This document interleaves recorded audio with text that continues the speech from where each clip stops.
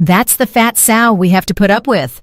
Those were the exact words my own daughter Jasmine shouted at her wedding, pointing at me in front of her new husband's entire wealthy family. The grand metropolitan ballroom in Charlotte, North Carolina, filled with cruel laughter as 200 guests stared at me in disgust, as if I were an animal that had mistakenly wandered into the most elegant event of the year. My cheeks burned with shame, and my hands trembled, clutching the small gift I had wrapped with such care. But then something happened that would change everything forever. Mr. Sterling, the groom's father, a distinguished man in a sharp, bespoke suit who had been chuckling along with the others, suddenly froze.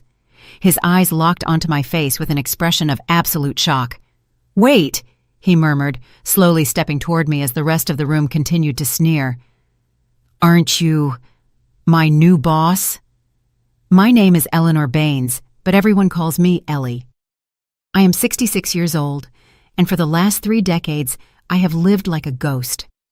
After my husband died in an accident when Jasmine was barely 12, I became that invisible woman everyone knows. The one who cleans offices in the pre-dawn hours. The one who takes 3 separate transit lines to get to work. The one who buys clothes at Goodwill and counts every single penny before spending it. Jasmine grew up ashamed of me, of my humble job, of my rough hands that smelled of industrial cleaning products, of my worn-out shoes that squeaked across the polished granite lobbies of the corporate buildings where I worked every night. What she never knew, what no one imagined, was that while I was silently scrubbing those offices, I was listening. I listened to the late-working executives, their business plans, their failures, and their financial secrets. For years, I absorbed knowledge like a dry sponge. With the few dollars I managed to save, starting with $50 in stocks I overheard mentioned in a meeting, then $100, I began to invest. My modest 2-bedroom apartment became stacked with used finance books and economic newspapers I rescued from executive recycling bins. I studied every night after work, my eyes red with fatigue, but my heart pounding with determination. While Jasmine saw me as a failed, pathetic woman, I was secretly building an empire. My investments multiplied. I bought properties under corporate names. I acquired shares in struggling companies that later made spectacular comebacks. I became a silent partner in deals that took off beyond expectation. For 20 years, I wore the cheapest clothes, ate the simplest meals, and maintained the same humble routine, but my bank account grew to figures most people couldn't even dream of. And now, at my daughter's wedding, Mr. Sterling recognized me. He was the same man whose company I had just purchased for $45 million, $45,000, just 2 weeks prior. The man who had signed the sale papers without knowing the mysterious buyer, E.J. Beaumont, was the very woman his in-laws had just publicly humiliated. I could see the exact moment the memories clicked into place in his eyes. My face on the video conferences, my signature on the contracts, my voice during the telephone negotiations. The silence began to spread from where we stood to the rest of the ballroom like ripples in a lake. The guests noticed Mr. Sterling's expression, his sudden pallor, and the way he stared at me as if he'd just seen a ghost. Jasmine, who had been laughing with her friends over my public shame, began to realize that something was terribly wrong. Her cruel smile slowly vanished as she watched her father-in-law walk toward me with hesitant steps. "Ma'am," Mr. Sterling whispered, his voice barely audible. Is that you?" His hands trembled as he pulled out his phone, surely looking for the transaction emails, the corporate profile photos, anything to confirm what his mind refused to accept. The woman he had just scorned, the woman he saw as a family embarrassment, was the same person who now controlled the fate of his company, and, by extension, his family's financial future. And I, Ellie the Invisible, Ellie the Fat Sow, stood there, holding my small gift wrapped in cheap paper, knowing that my life was about to change forever. Because after decades of silence, my moment to speak had finally arrived. The recognition in Mr. Sterling's eyes was like watching a puzzle assemble itself piece by piece in slow motion, His fingers trembled as he slid his phone screen, desperately searching for the corporate sale emails. I could hear his shaky breathing as he compared the corporate profile photo of E.J. Beaumont, CEO, with me, the woman standing before him in a $30 wine-colored dress. "My God," he whispered, and those two words cut through the festive air like a knife. You are the one who bought Sterling Corporation." Jasmine rushed over, her heels clacking against the marble like hammer blows. "What are you talking about, Mr. Sterling?" she asked with that fake sweet voice she used when she wanted something. "This is my mother, Eleanor. You know, the one I told you about who cleans buildings." She laughed nervously, but I could see her eyes darting between her father-in-law and me, trying to figure out what was happening. My heart was beating so loudly I was sure everyone could hear it. For 20 years I had guarded this secret like buried treasure. Every night, after coming home from scrubbing offices, I sat at my small, used desk and managed multi-million-dollar transactions. I had 3 phones, one personal that Jasmine knew about, one for business I used for important calls, and an emergency one I used only for the most secret operations. I had created such a complex network of shell companies, offshore investments, and corporate aliases that not even the best forensic accountant could have tracked me. Mr. Sterling's company had been hemorrhaging money for months. A $3 million, $3,000 debt, labor lawsuits, and breached contracts. When my legal team presented me with the opportunity to buy it, I saw more than red numbers on a balance sheet. I saw decades of honest work, loyal employees who didn't deserve to lose their jobs because of the mismanagement of a man who, though well-intentioned, had made disastrous decisions. I paid $45 million, not for the company, but for the lives I could save, for the families who depended on those jobs. "Mr. Sterling, you're scaring me," Jasmine insisted, but the arrogant certainty in her voice was gone. "What does my mother have to do with your company?" Devin, her new husband, approached, nervously adjusting his tie. He was a handsome young man, 32 years old, accustomed to comfort, but without his wife's malice. He had inherited his father's kindness, but not his experience in reading between the lines. Mr. Sterling looked directly into my eyes, and in that moment I saw respect where there had been scorn moments before. "Ms. Beaumont," he said, using my corporate name with a reverence that caused nearby guests to turn their heads. "I want to personally thank you for saving my family's company. Without you, hundreds of employees would have lost their jobs this week." The silence that followed was so dense it could have been cut with scissors. Jasmine stood paralyzed, her mouth slightly open as she processed her father-in-law's words. "Ms. Beaumont," she repeated slowly. "My mother is Baines."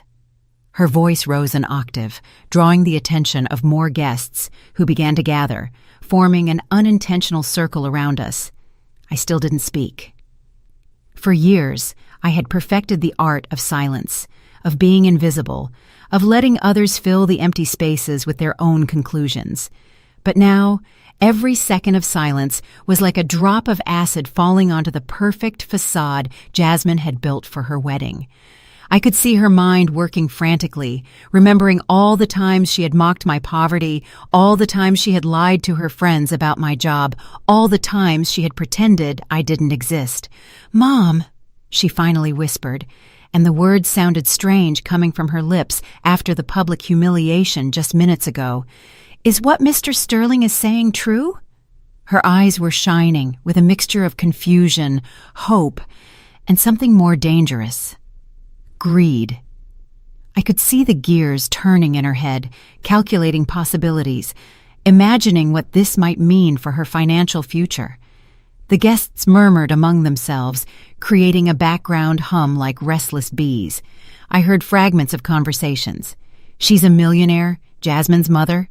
How is that possible? She always looked so poor." The irony was delicious and bitter at the same time.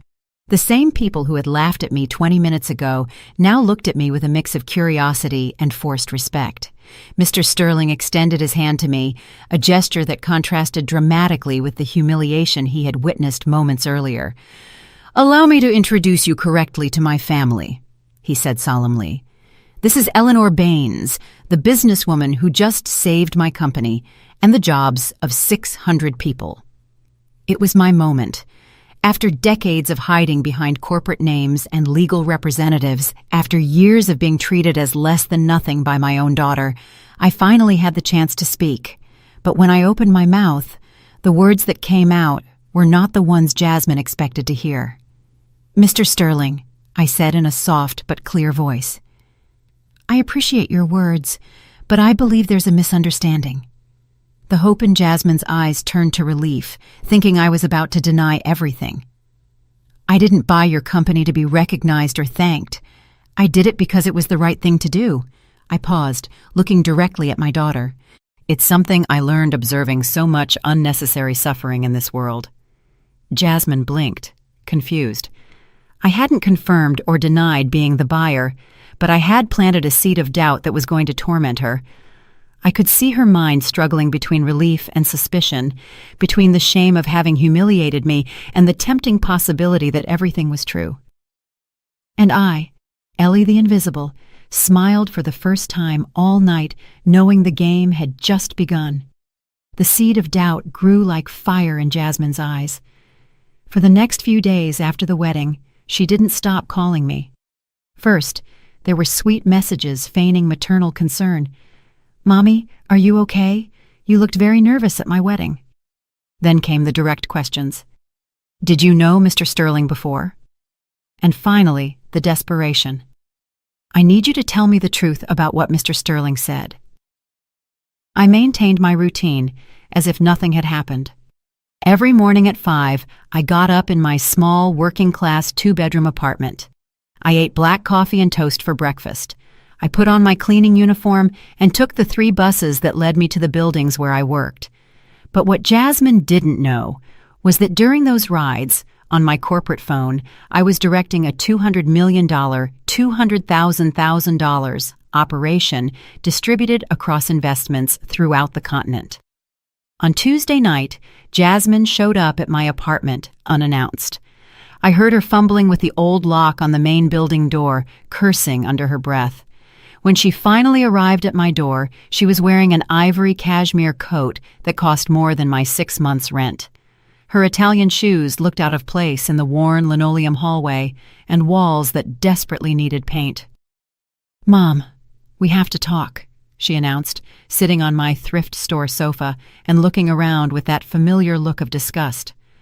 "I can't stop thinking about what happened at my wedding. Mr. Sterling seemed different with you, like he respected you in some strange way."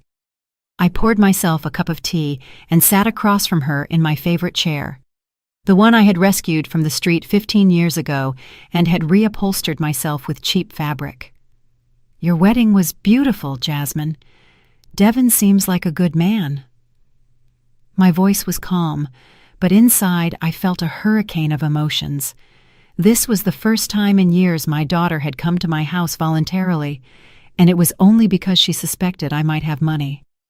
"Don't change the subject," she burst out, jumping off the sofa like a spring. "Mr. Sterling said you are Beaumont. He said you bought his company for millions of dollars. Is it true or not?" Her voice cracked on the last word, revealing the desperation she had been carrying for days. I took a sip of my tea, feeling the warmth slide down my throat. "Jasmine, look at me," I said softly. "Do you really believe that I, who cleans toilets for a living, who wears clothes from discount stores, who lives in this tiny apartment, could be a millionaire?" I stood up and held out my hands to her, showing my rough palms and short, clean nails. "These hands have scrubbed thousands of floors. Do they look like the hands of a CEO?" But I saw something dangerous flicker in her eyes, a spark of suspicion that wouldn't be easily put out. "Then explain why Mr. Sterling called you Ms. Beaumont. Explain why he looked at you as if you were important." It was time to give Jasmine exactly what she needed to torture herself. "Perhaps," I said slowly, "Mr. Sterling confused me with someone else. Or maybe—" I paused dramatically. I had something on my face that reminded him of someone from his business past. Men his age sometimes see ghosts where there are none. "It wasn't a lie. But it wasn't the whole truth either. And Jasmine, with her paranoid mind and heart full of greed, filled the empty spaces with her worst fears and best hopes. I watched her calculate, speculate, and imagine. "But what if he wasn't confused?" she murmured, more to herself than to me. "What if you really have money hidden somewhere?" Over the next few days, Jasmine became an amateur detective. She started showing up unannounced at strange hours, furtively scanning my apartment when she thought I wasn't looking. One afternoon, I found her snooping at my desk while I prepared dinner. "I was just looking for a pen," she lied, but I knew she had been reviewing my papers. What she didn't know was that all my important documents were in a safety deposit box at the city's most exclusive bank. My apartment contained exactly what it appeared to contain: utility bills, grocery receipts, old magazines, and library books. But I had deliberately left some false clues: a bank deposit receipt for $300 that looked like it had been altered, a scribbled phone number that belonged to a pizza place but could look corporate if you didn't call to verify. On Friday, Jasmine arrived with Devin. It was the first time my son-in-law had set foot in my apartment, and I could see the discomfort on his face as he tried to find a place to sit without seeming rude. He was a genuinely kind young man, raised in abundance, but without his wife's cruelty. "Ms. Baines," Devin said, with the formal courtesy he had been taught since childhood, "Jasmine has told me about the confusion at our wedding. My father has been very nervous ever since. He keeps insisting that you look familiar to him in some professional way." Jasmine sat on the edge of my sofa, her eyes constantly moving around the room as if searching for hidden evidence. "Devin thinks we should clear up this misunderstanding," she said, but her tone suggested she didn't want to clear up anything. She wanted to confirm her suspicions. "What kind of clarification?" I asked, keeping my voice neutral.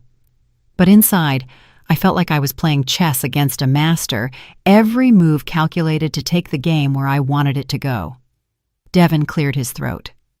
"Well, my father mentioned that the company was bought by a woman named E.J. Beaumont. We thought maybe you know this person, or maybe—" He hesitated, clearly uncomfortable with the conversation's direction. "Maybe there's some family connection we weren't aware of." Jasmine leaned forward, her eyes bright with anticipation. This was the moment she had been waiting for, the question she had been formulating for days. But my answer left her more confused than ever. "Baines is a very common name," I said simply. "But if Mr. Sterling really wants to meet the person who bought his company, I'm sure he can contact his lawyers to arrange a meeting." I smiled slightly. "Though I don't understand why he would want to personally thank someone for a business transaction." Jasmine practically leaped off the sofa. "Because she saved hundreds of jobs. Because she paid more than the company was worth. Because it was an act of generosity, not just business." Her words revealed that she had been investigating on her own, likely pressuring Devin for financial details about his family, and there was the confession that she already knew much more than she had admitted. Jasmine had been assembling the puzzle piece by piece. Now all she needed was my confirmation to complete the picture, but I had no intention of giving it to her so easily. Instead, I sat in my old chair, sipping my cheap tea, looking at my daughter with the serene expression of a woman who had nothing to hide. And for the first time since the wedding, I saw genuine fear in her eyes. Fear of being wrong, but also fear of being right. The fear in Jasmine's eyes transformed into pure obsession. Over the next few weeks, her visits became more frequent and more invasive. She arrived at all hours, sometimes with Devin, sometimes alone, always with new questions that she made sound casual, but which I knew she had carefully rehearsed. "Mom, have you ever thought about moving to a better place? Wouldn't you like to have a car instead of taking the buses?" Her eyes scanned my apartment like radar, searching for anything that didn't fit the image of poverty she had known all her life. One Wednesday afternoon, as I was returning from work, I found her sitting on the building steps. She had been waiting for me for 3 hours in the cold rain, her designer coat soaked and her makeup streaked. "I need the truth," she said, her voice breaking when I approached. "Devin is starting to think I'm crazy. His family looks at me strangely, but I know something doesn't add up, Mom. I feel it in my bones.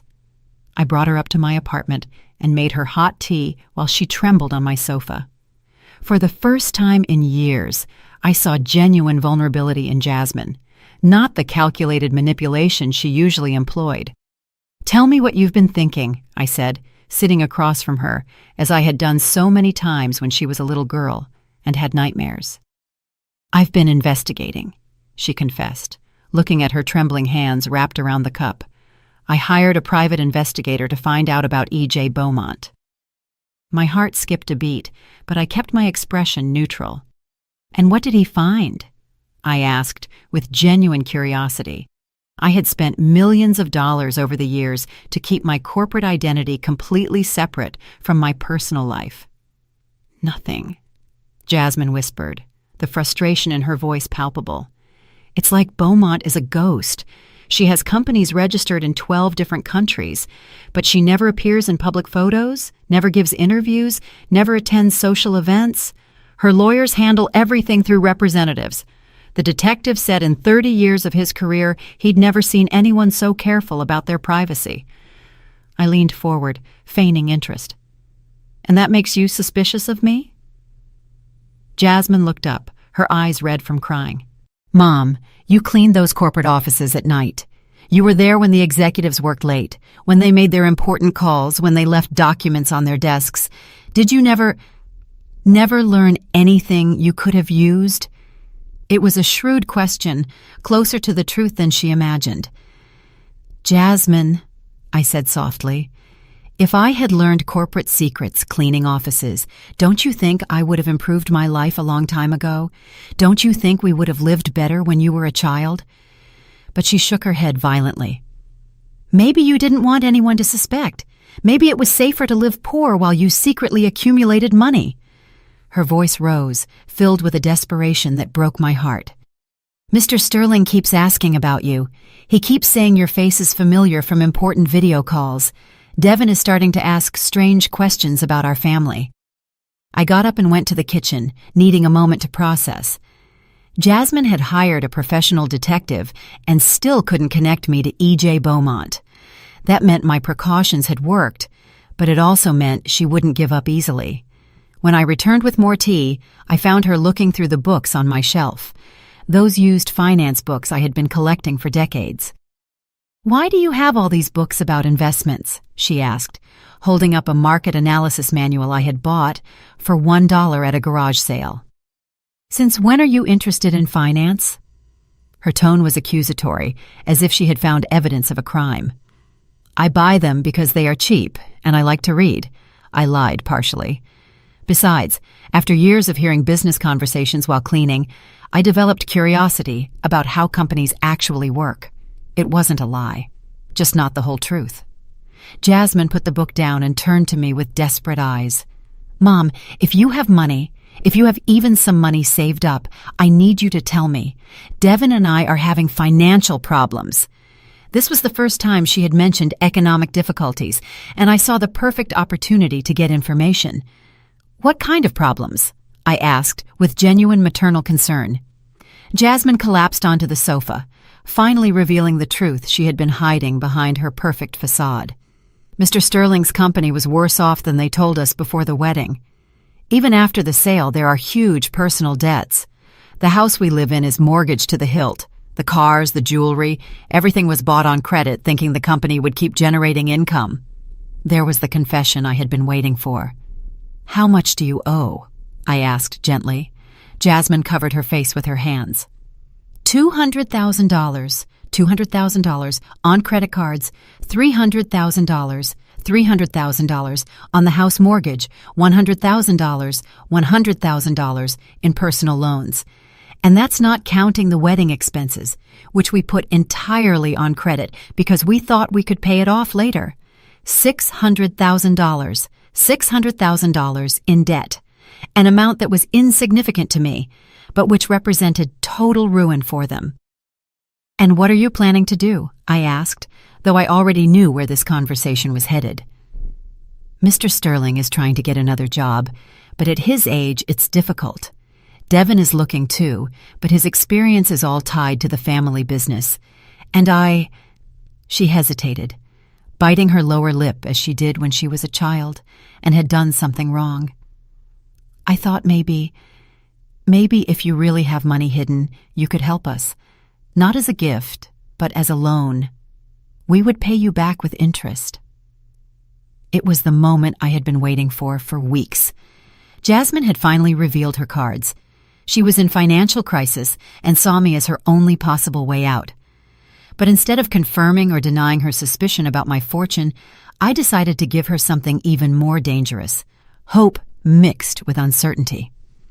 Jasmine, I said slowly, if I had that kind of money, do you really think you would be here begging me after calling me a fat sow in front of 200 people? My voice was soft, but it carried the weight of decades of humiliation. Do you really think someone with money would have silently accepted all the years of scorn you've given me? I watched my words hit her like slaps.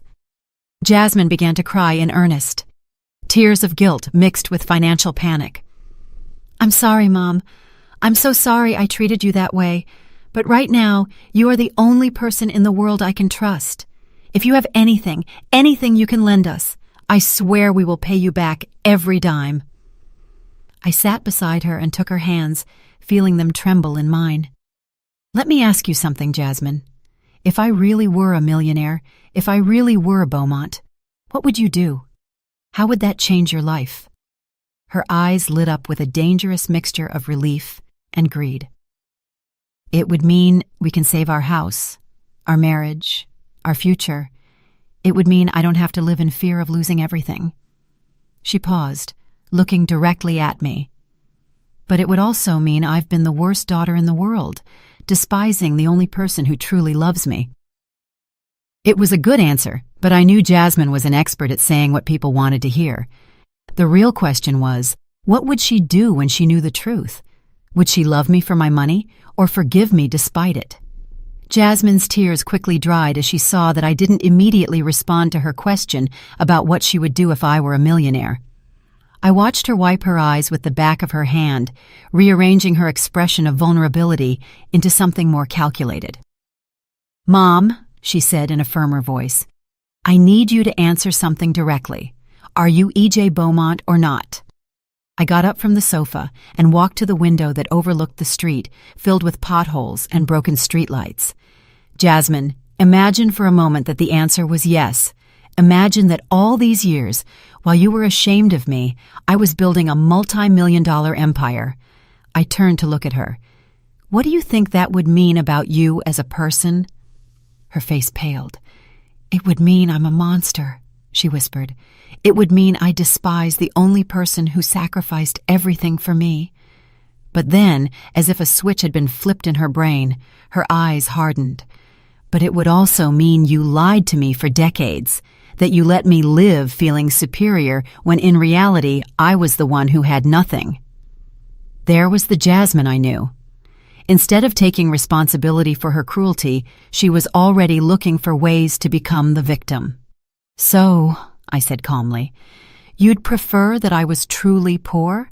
Would you feel better knowing that your insults and humiliations really hurt someone who had no power to defend themselves? Jasmine fell silent for a long moment, processing the logical trap I had set for her. Finally, she spoke in a small voice.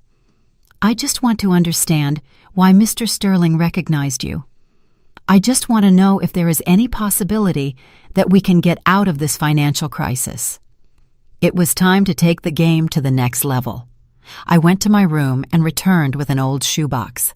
I placed it on the coffee table between us. There's something I've never shown you, I said, opening the box slowly. Inside were old documents, photos, and some papers I had prepared specifically for this moment. I pulled out a 15-year-old photo of me leaving an elegant corporate building.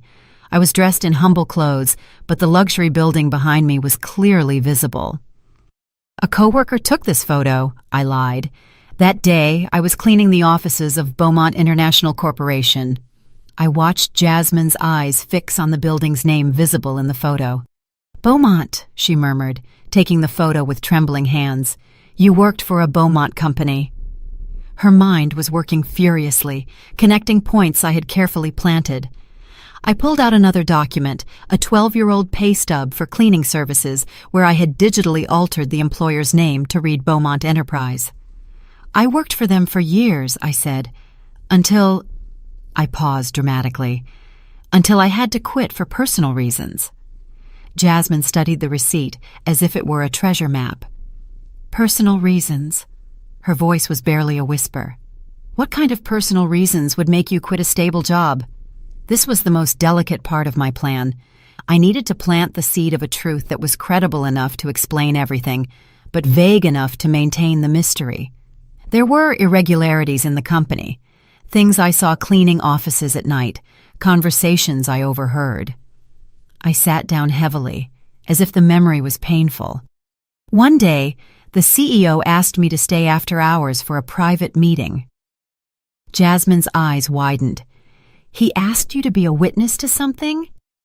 Her imagination was filling in the blanks exactly as I had planned. "I can't talk about it," I said, feigning nervousness. "I signed a non-disclosure agreement, but let's just say there are reasons why someone might want to keep my identity a secret." I put the documents back into the box, noticing how Jasmine followed every move with hungry eyes. "Mom," she said urgently, "are you telling me that you know a secret about E.J. Beaumont? That maybe you worked directly for this person?" She leaned forward. "Is that why Mr. Sterling recognized you? Because you were in important meetings?" I didn't answer directly, but my silence was more eloquent than any words. I watched Jasmine construct her own theory, that I had witnessed something important, that E.J. Beaumont had compensated me somehow, that maybe there was even some sort of blackmail involved. It was a completely incorrect theory, but it was credible enough to explain everything that was inexplicable. "Do you have money from that time?" she asked directly. "Did they give you some kind of compensation for your silence?" Her eyes shone with a mix of hope and something darker, the possibility that her mother was a successful extortionist. "Jasmine," I said firmly, "what happened during that time of my life is complicated. There are powerful people involved, legal agreements I can't break, and consequences that could affect more people than just us." I stood up and began to put the box away. "But if you are truly in a financial crisis, maybe there's something I can do." Jasmine jumped off the sofa as if she had received an electric shock. "What kind of something?" Her voice was high-pitched, desperate. "Do you have access to money? Can you get a loan? Do you know someone who can help us?" I looked her directly in the eyes. "I can make some calls. There are people who owe me favors from that time, but I would need to know exactly how much you need and what for."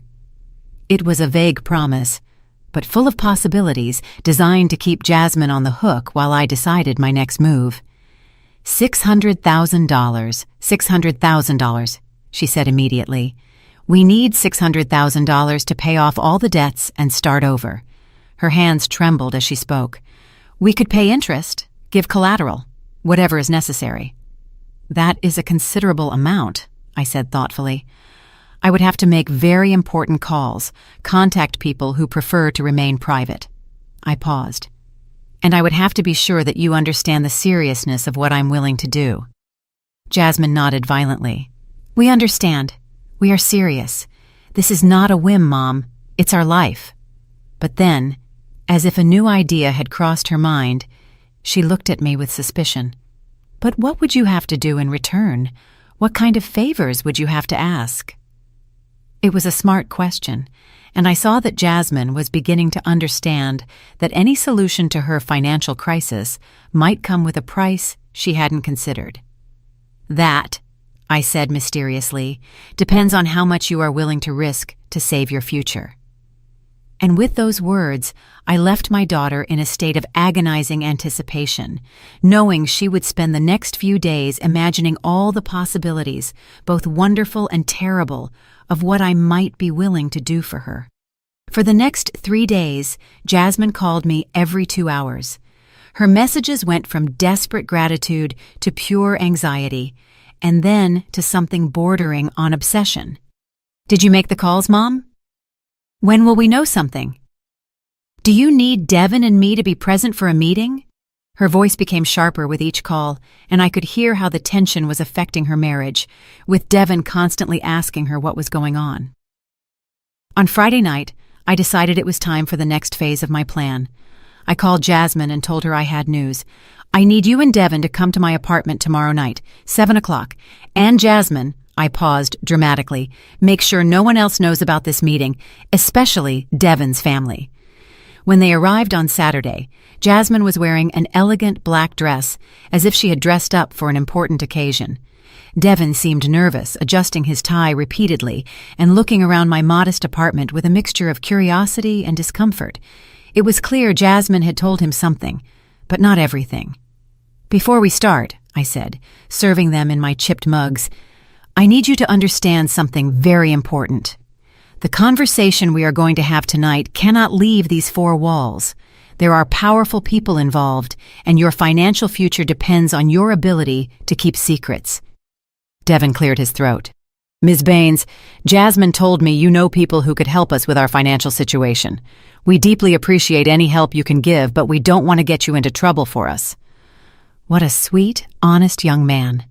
His genuine concern for my well-being contrasted dramatically with the poorly concealed greed I saw in Jasmine's eyes. "Devin," I said softly, "how much has Jasmine told you about my work past?" He looked nervously at his wife. "She said you worked for an important company years ago and that maybe you know influential people who could help us get a loan." It was a heavily edited version of the truth, and I could see that Jasmine had been careful not to reveal her wilder suspicions about my identity. "It's more complicated than that," I said, standing up to close my apartment curtains. The gesture was purely theatrical, but I saw how both of them tensed up. For years, I worked cleaning the offices of one of the most powerful companies in the country. But my job wasn't just cleaning, it was observing, listening, reporting. Jasmine leaned forward, her eyes shining. "Reporting what? To whom?" Her voice was barely a whisper, as if we were finally getting to the heart of the mystery that had been torturing her for weeks. Financial irregularities, private conversations, meetings that officially never happened. I paused, letting the tension build. My direct boss was not the cleaning supervisor, it was Beaumont herself. The silence that followed was so thick it could be cut with a knife. Devin blinked, confused, clearly not understanding the implications, but Jasmine turned white as a ghost.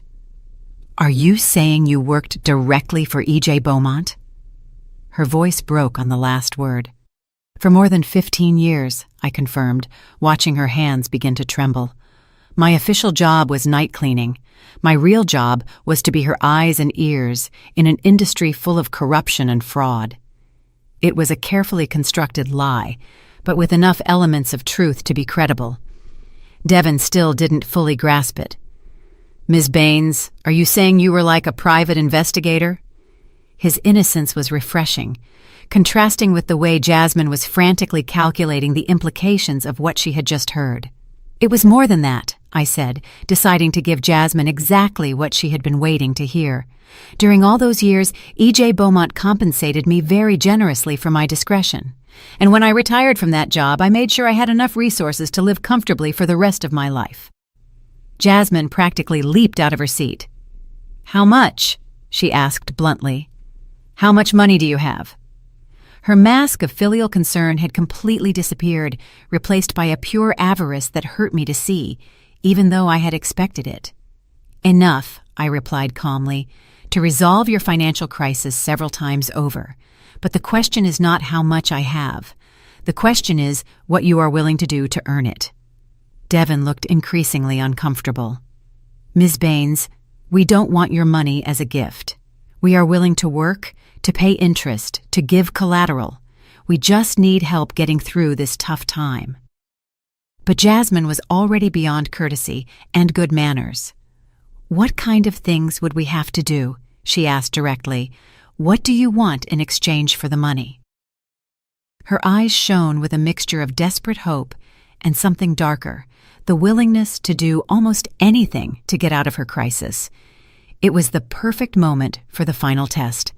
For weeks, I had been sowing doubt and suspicion, building a narrative that explained all the inexplicable things about my life. Now it was time to see what kind of person my daughter truly was when faced with the possibility of financial salvation. "Jasmine," I said slowly, "for years, you have treated me as if I were invisible. You have insulted me, humiliated me, and publicly scorned me. Last week, you called me a fat sow in front of 200 people. I watched her flinch at my words. But now that you suspect I have money, suddenly I am the most important mother in the world." Her cheeks flushed. "Mom, I am so sorry for how I've treated you. If I could go back in time and change my behavior, I would. Please don't let my past mistakes affect our future." "Our future," I repeated, raising an eyebrow. "Or your financial future." The distinction was important, and I wanted both of them to understand exactly what was at stake here. Devin intervened, clearly sensing the tension between Jasmine and me. "Ms. Baines, I understand Jasmine hasn't always been the most attentive daughter, but she has really been struggling with a lot of stress lately. Our financial problems have been overwhelming, and perhaps that has affected her behavior." It was a sweet but naive defense. Devin still didn't understand that Jasmine's cruel behavior toward me had begun decades before they had money problems. "Devin," I said gently, "I appreciate you defending your wife, but I need you to understand something. If I am going to help you financially, I need guarantees that my generosity won't be misinterpreted or misused." Jasmine leaned forward, her eyes shining with anticipation. "What kind of guarantees? We'll do whatever it takes. We'll sign any document. We'll accept any condition." Her willingness to accept unknown terms without even asking for the details told me everything I needed to know about her state of mind. "Very well," I said, getting up to go to the desk where I had prepared some documents specifically for this moment. "I've been preparing a proposal that could solve all your financial problems, but before I show it to you, I need to know, are you prepared for permanent changes in your relationship with me?" "What kind of changes?"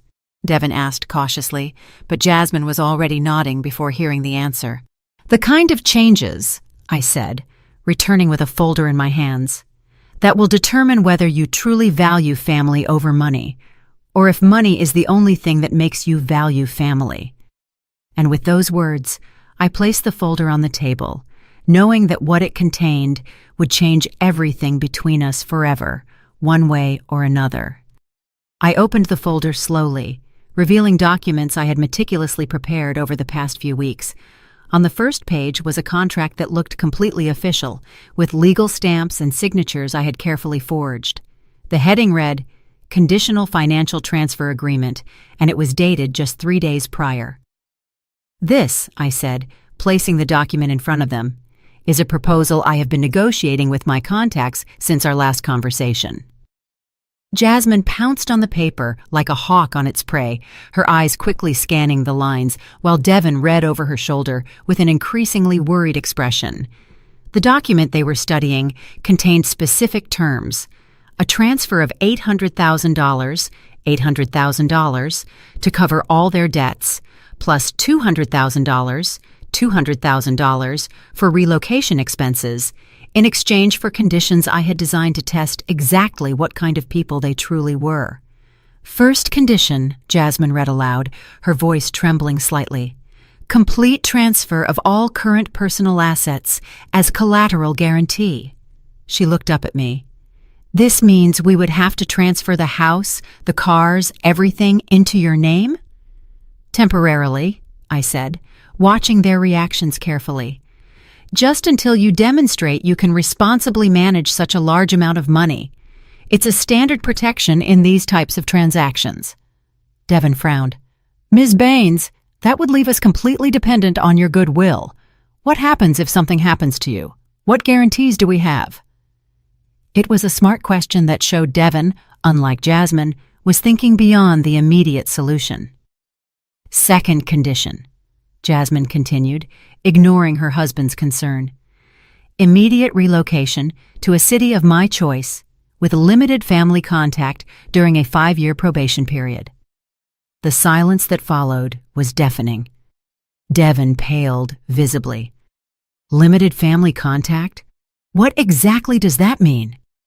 His voice had lost all its usual courtesy and now sounded genuinely alarmed. It means, I said calmly, that for 5 years you would live in a city I would choose, in a house I would provide, with a monthly stipend that I would determine.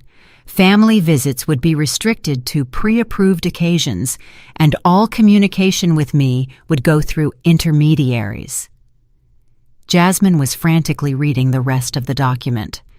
Third condition, voluntary renunciation of all future inheritance rights. Her voice cracked slightly as she read that line. You're saying that if we accept this money, we give up any inheritance you might leave us? Exactly, I confirmed.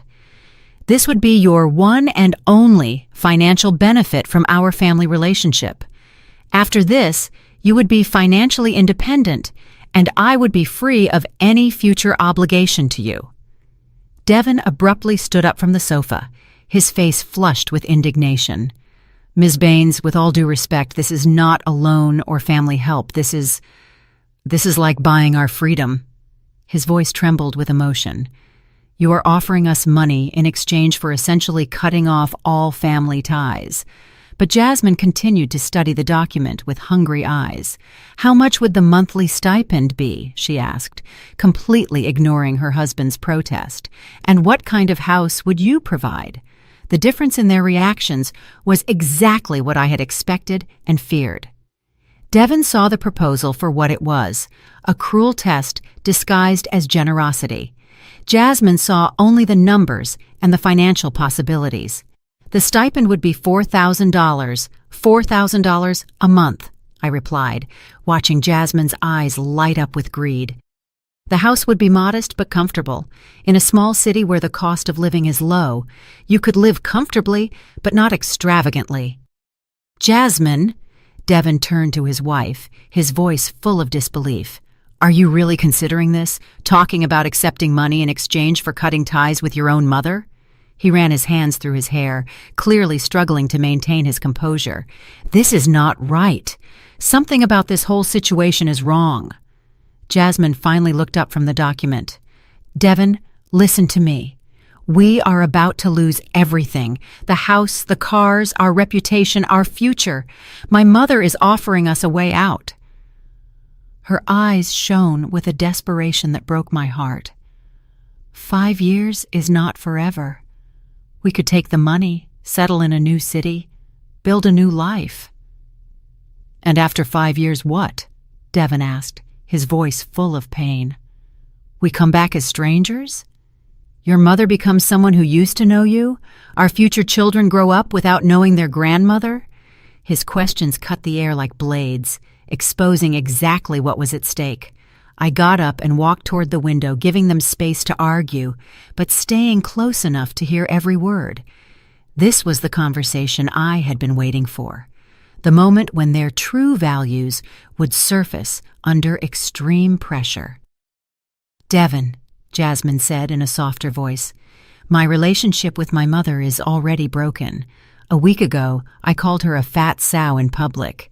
Years before that, I treated her as if she were invisible.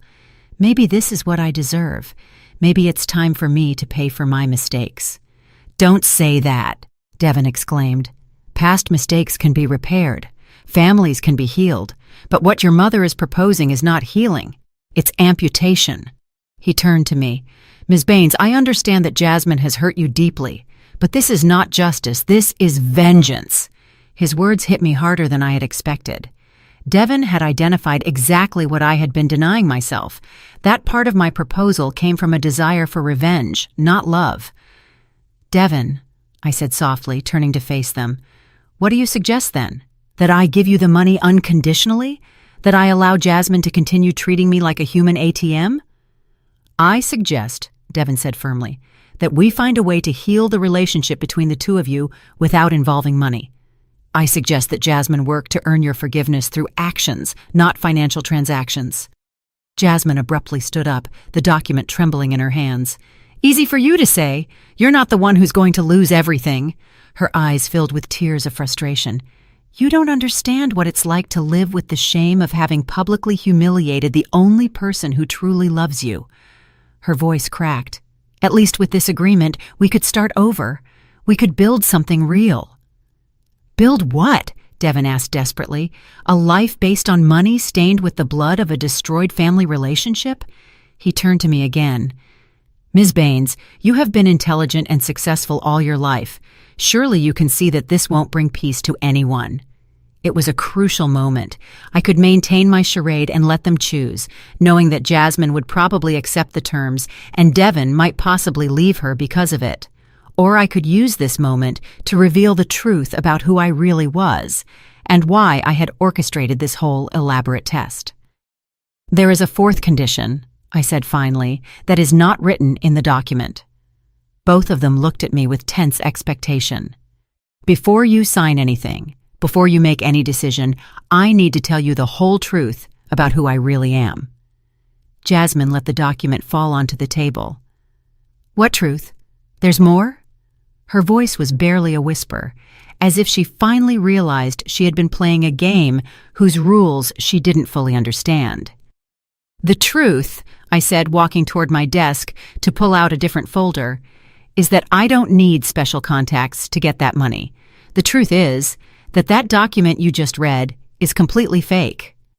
I returned with the real folder, the one that contained the documents that would prove my true identity. "And the truth is, yes, Jasmine, I am exactly who Mr. Sterling thought I was at your wedding." The silence that followed was so deep, I could hear the tick-tock of the old clock on the kitchen wall. Jasmine and Devin looked at me as if I had just revealed I was an alien, and in a way, I suppose to them, E.J. Beaumont might as well have been from another planet. "For the last 30 years, I continued, opening the real folder, I have built a business empire valued at more than $200 million, $200,000. And all this time, you have been living less than 3 miles from one of the richest women in the country."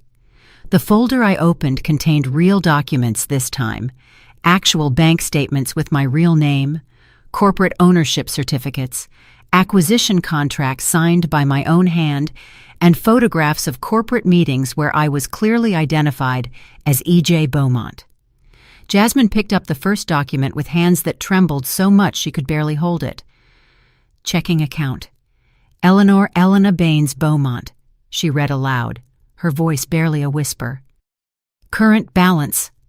The paper slipped from her fingers as if it were on fire. This is real." Devin leaned over to see for himself, his face pale as wax. Ms.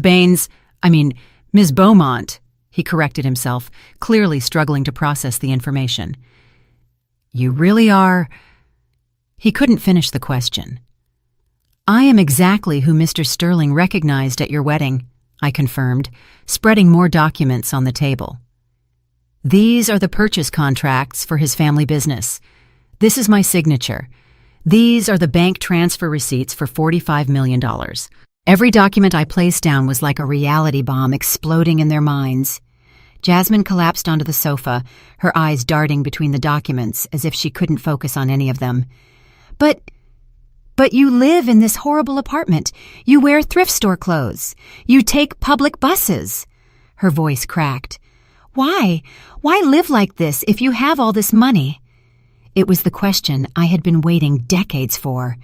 "Because," I said, sitting across from her, "after your father died, I decided I would never be vulnerable again. I decided I would build an empire so solid that no one, not even my own daughter, could hurt me financially." I paused, letting those words sink in. But I also decided I would live simply so I would never lose sight of what truly matters in life. Devin continued to study the documents with an expression of growing astonishment. "Ms. Beaumont, these companies I've heard of these companies. You own the restaurant chain that saved my cousin from bankruptcy. You're the one who bought the textile factory where my aunt works. His voice filled with a new reverence. You've been saving jobs all over the city for years. Not just in this city, I said softly. In 12 different countries. I have acquired companies in crisis, restructured them, and turned them into successful operations that employ more than 50,000 people. It was the first time I had talked about my real work with anyone in my family, and it felt strangely liberating. Jasmine finally looked up from the documents, tears streaming down her cheeks. 30 years, she murmured. For 30 years, you've been watching me despise you, insult you, treat you like you were invisible. And all this time, her voice broke completely. All this time, you were more successful than anyone I have ever known. More successful, I corrected gently, but apparently not very successful as a mother. The words hurt to say, but they needed to be spoken. Devon sat down heavily, covering his face with his hands.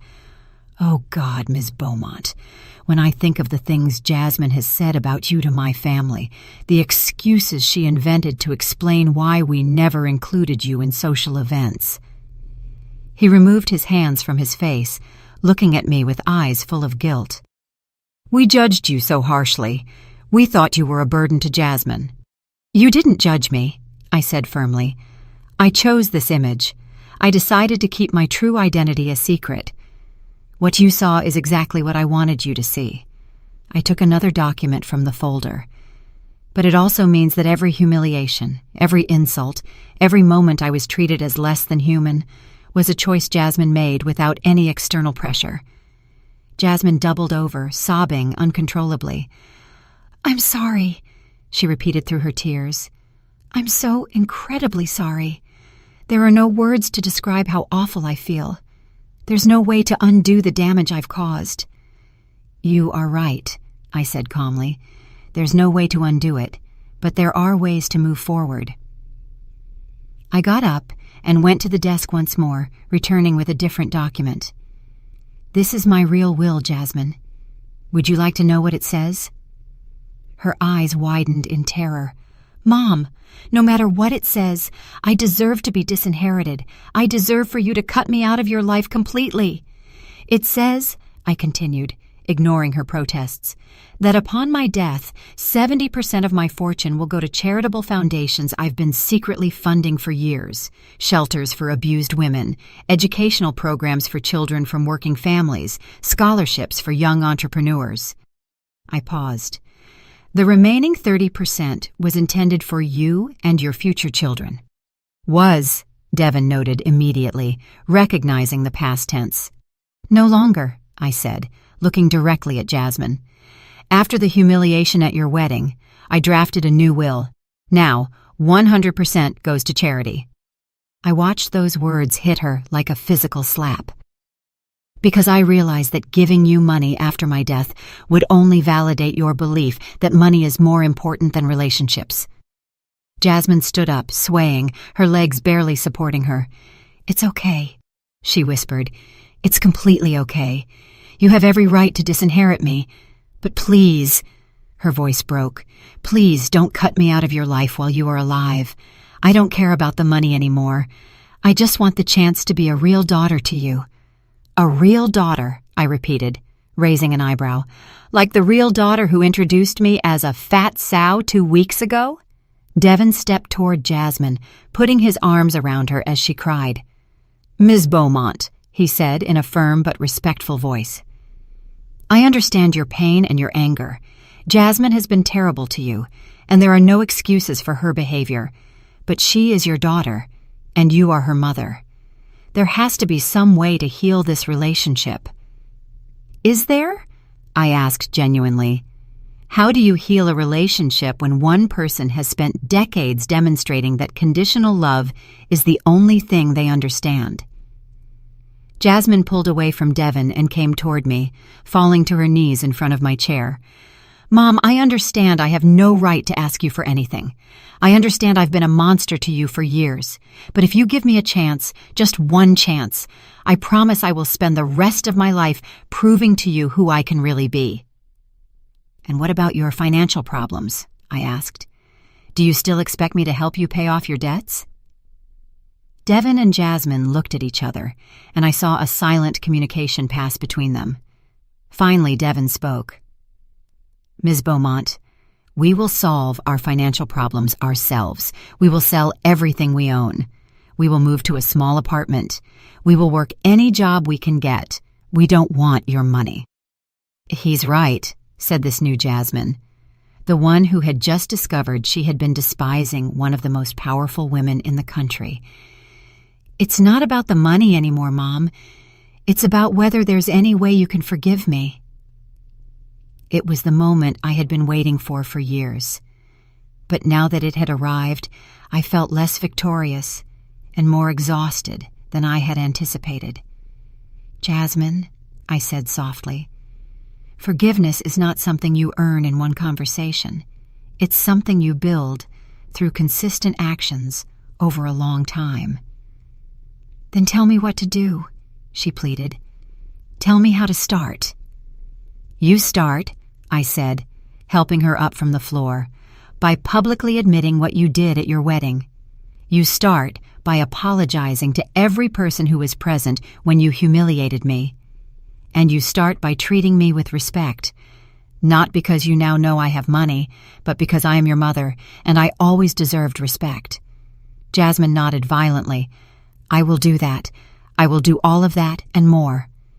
And I said, collecting all the documents and putting them back in the folder.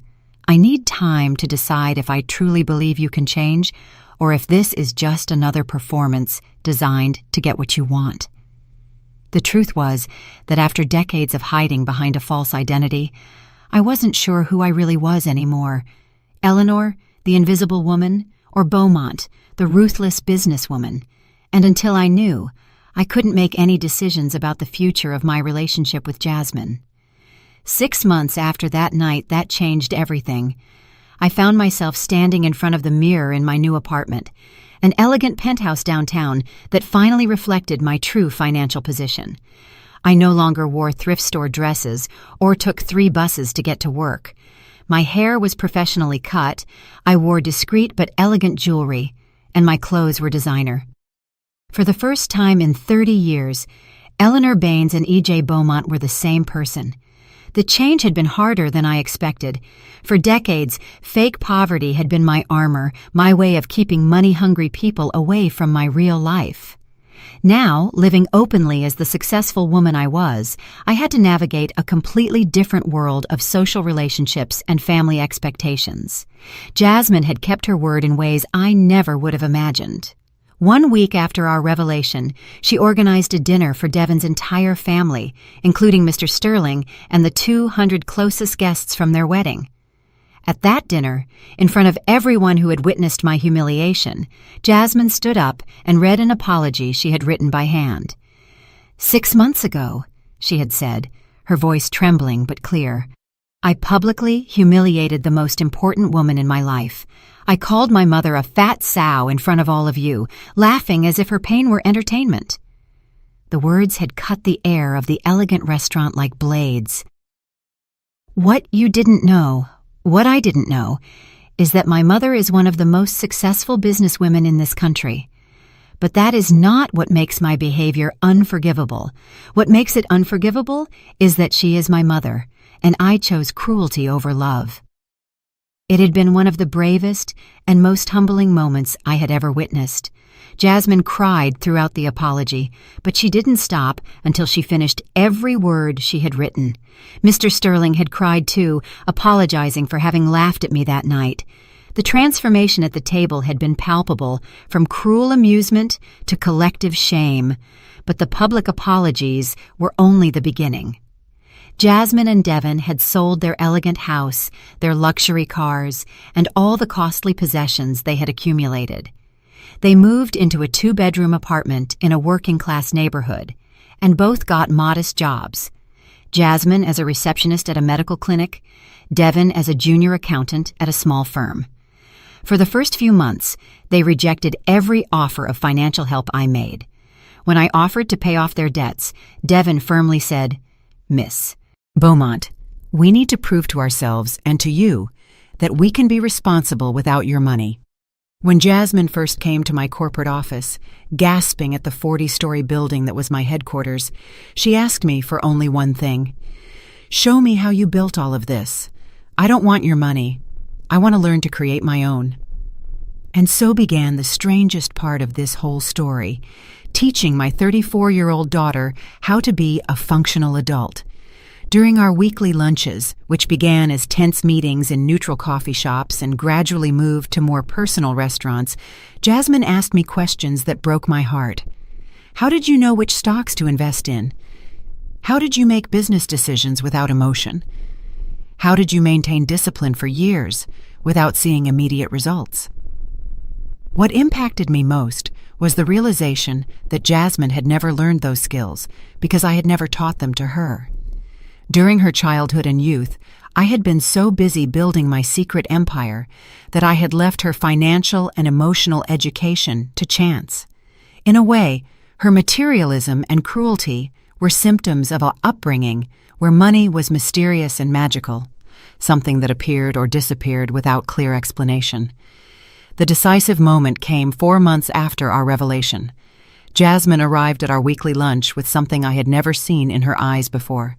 Genuine pride, not based on material possessions. "Mom," she said, smiling in a way I hadn't seen since she was a little girl. "This month, Devin and I paid all our bills without using credit cards. It's the first time in my adult life that has happened." It was a small achievement by objective standards, but for Jasmine, it represented a fundamental transformation. And she continued, "We have something to tell you."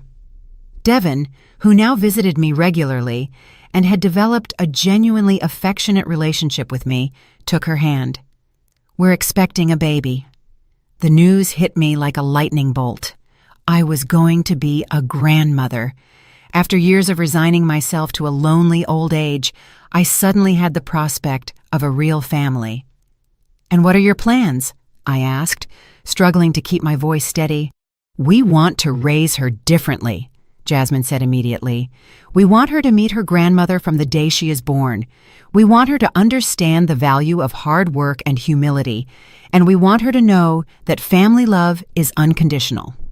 It was at that moment that I made the decision I had been postponing for months. "There's something I need to tell you," I said, opening my purse to pull out a document I had been carrying with me for weeks. "I've been thinking a lot about the future, about what I want to do with my fortune." Jasmine tensed immediately.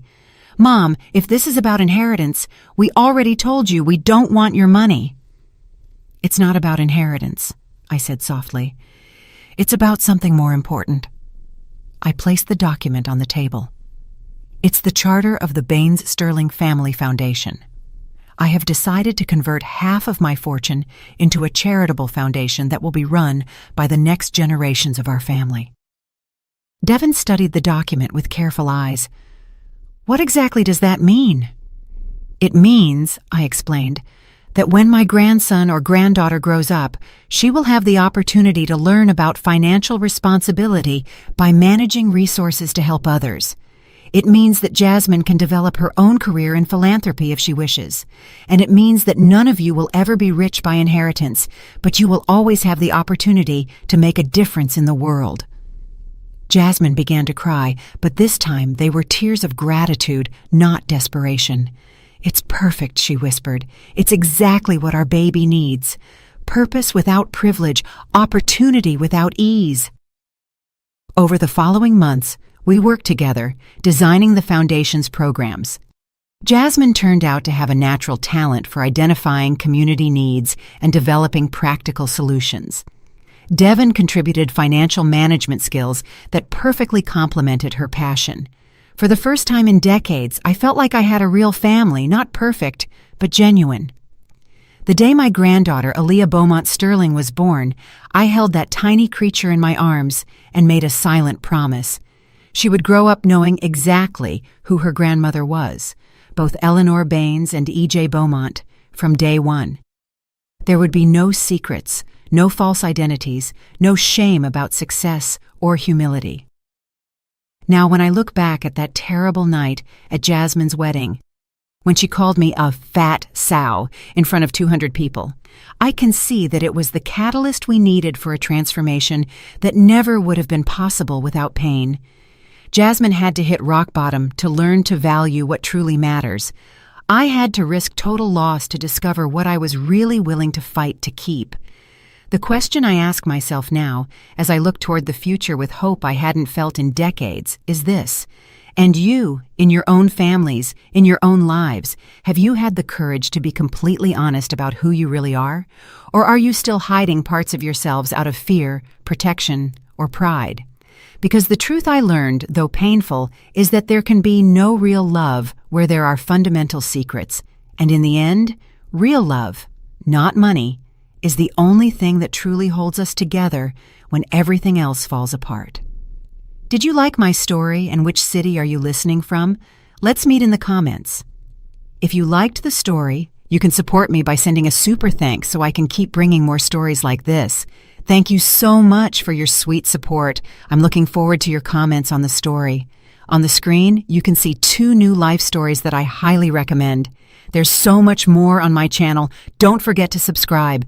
See you in the next life story with love and respect.